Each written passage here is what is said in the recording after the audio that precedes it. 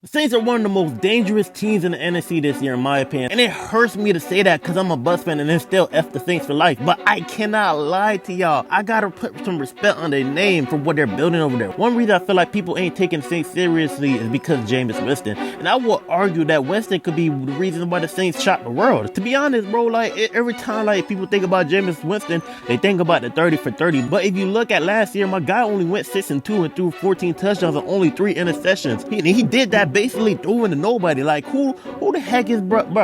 Who is the Saints wide receiver? This guy? Come on now, Patrick Mahomes couldn't win with that, bro. And now the dude just gets support. He gets Michael Thomas back. I'm not sure if he's healthy, but he's gonna be a problem. People forget Michael Thomas is that dude. He will put up numbers. This dude been putting up 1,500 yards, 1,300 yards for somewhere around that area for years, and he's never seen him had a bad year. And one can argue that Drew Brees was kind of holding him back and doing slant routes and stuff. I think that Michael Thomas can run deep routes and do those types of things all the time. So Michael Thomas is going to be a big factor for why the Saints could be dangerous. Then you got Jarvis Landry, he's solid, and then you got a promising young rookie in Chris Olave. So I can't see Jameis Winston not leading this team back to the playoffs with this wide receiver core. And I know people are okay, he had that, and he had a good receiving core in Tampa with Mike Evans and Chris Godwin, but bro, I'm a Bucs fan. I know that O-line was outrageous, and our coaching staff was trash. So in our defense, our secondary was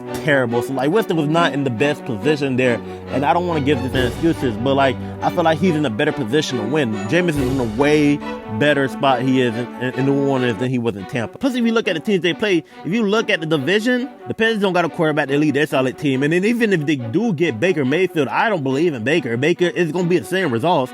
And then the Falcons are just pretty shaky. Marcus Mariota, who knows? And then Desmond Riddler, I ain't gonna lie. I think Desmond could be solid in the future, but he ain't ready yet, bro. And that team is not good to go. So they can easily be over 50% of the division, and they already give the Bucs problems. But yeah, I can't see any reason why the Saints can't finish in second place or even tie for first. I'm not putting them ahead of the Bucs. It's just not in my soul to do that.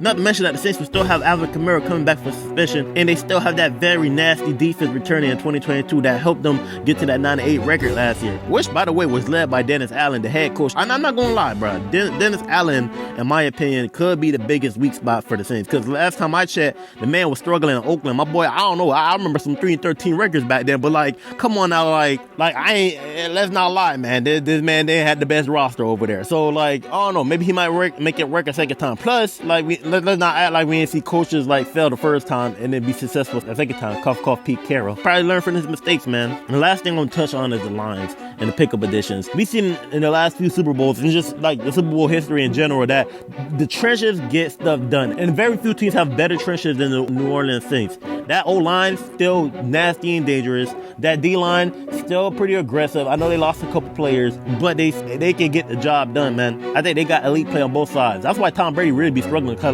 you put that pressure that'll be in the middle, in front of anybody, they gonna struggle, man. I just think the Saints D-line is not as athletic. That's why they struggle with teams the Eagles, because I don't think they're good at stopping the mobile quarterbacks. But when you got Matthew Stafford or a Tom Brady or Matt Ryan, something like that, a pocket quarterback or anything close to that, I think that's where the Saints played to their highest potential. And then they adding guys like Tyrann Mathieu, who has that that Super Bowl experience that haven't been getting since 2010. That will add to this playoff experience that team already has. But me personally, I hope the Saints fail. I hope y'all go 5-11. But I'm not going to sit here and lie to y'all. I think this team is going to be one of the best teams in the league this year, and it's going to shock a lot of people, but not me. And that's all I got to say, man. This has been Retired Athletes Production. My name is Crispy Frank. Subscribe to the channel. I do weekly podcasts with the fellas, and from time to time do content like this. But yeah, man, I'll see y'all Monday, and the next one I'm out. Peace.